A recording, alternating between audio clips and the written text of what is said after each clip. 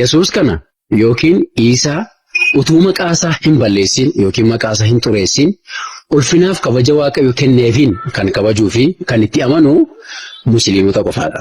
Iddoo nagaa oolaa.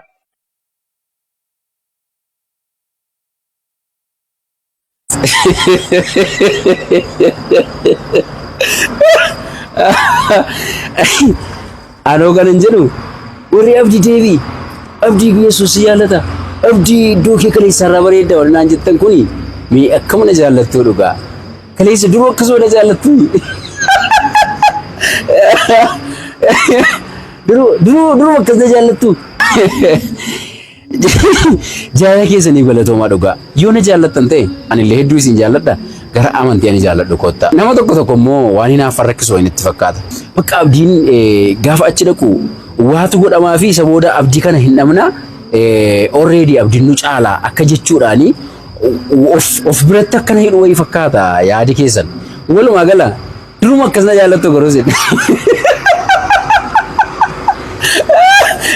dhugaa jaalalli keessa reefu naa gala Henook Joorjii kun baaduu akkasuma na jaallatai waaqaan boon akkasuma na jaallattu duruma moo akkamii waansaa namoonni sanyii amboo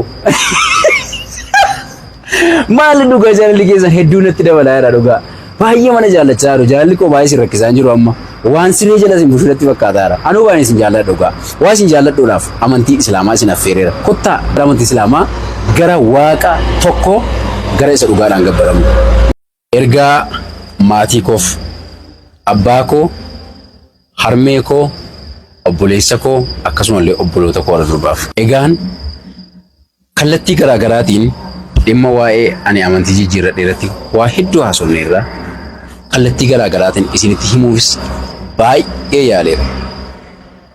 Egaa harmee koo akkati na jaallattu nan beeka ji'a 9f na baattee na deessee akkasumallee akkati gatii guddaa baastee na guddiste nan beeka gatiin kennarra jira. Abbaa koo atillee akka na dadhabdee akka abbummaatti gatii abbummaa akkati naa kaffalte nan beeka. Obboloota koo hangafa isinillee na dhugaa gatii hangafummaa akkasi naa kaffaltan nan beeka. Yoo isin na dhiistan, yoo isin na gattan, yoo isin na jibbitan har'allee ani isinan jaalladha.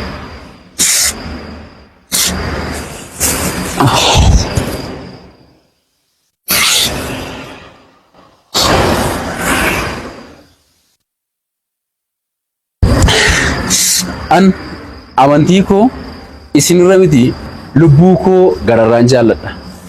Viidiyoo kana isa dhumaa waraabaa jira.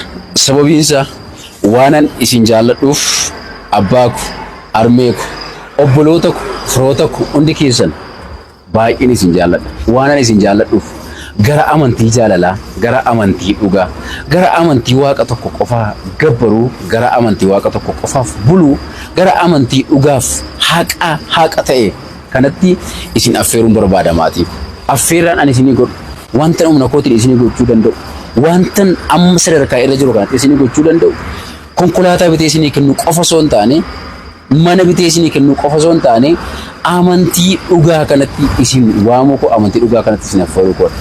Isinan jaalladha baay'ee gara amantii kanatti ani ilmi keessan isin affeereera. Naa galatooma viidiyoo kana maatii koo biraan naa qaqqabsiisaa.